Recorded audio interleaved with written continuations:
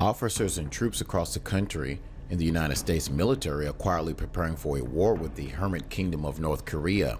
As quietly as possible, the increase in military exercise suggests a renewed focus on getting the country's military prepared for what could be on the horizon with North Korea. From Fort Bragg in North Carolina, where last month a mix of 48 Apache gunships and Chinook cargo helicopters took off in an exercise that practiced moving troops and equipment under live artillery fire to assault targets, to the skies above Nevada, where 119 soldiers from the Army's 82nd Airborne Division parachuted out of C-17 military cargo planes under the cover of darkness in an exercise that simulated a foreign invasion.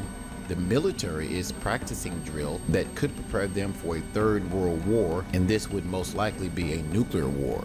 In a show of force, the Pentagon deployed 3 nuclear-capable B-2 stealth bombers along with 200 airmen to Guam overnight, closer to the Korean peninsula. Many have thought that this is all standard for a nation built on military might, with a huge military-industrial complex and a presence around the globe. But not all agree. Although Defense Secretary Jim Mattis and General Joseph F. Dunford Jr., the chairman of the Joint Chiefs of Staff, both argue forcefully for using diplomacy to address Pyongyang's nuclear ambitions.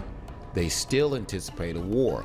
A war with North Korea, Mr. Mattis said in August, would be catastrophic. Still, about 24 current and former Pentagon officials and senior commanders said in interviews that the exercises largely reflect the military's response to orders from Mr. Mattis and service chiefs to be ready for any possible military action on the Korean peninsula. Rhetoric between the United States and Pyongyang has cooled since the high in September, when President Donald Trump and North Korea's dictator exchanged barbs. Trump vowed to totally destroy North Korea if it threatened the United States and described the rogue nation's leader, Kim Jong-un, as Rocket Man. In response, Mr. Kim said he would deploy the highest level of hardline countermeasures in history against the United States and described Mr. Trump as a mental, deranged U.S. dotard. What do you think?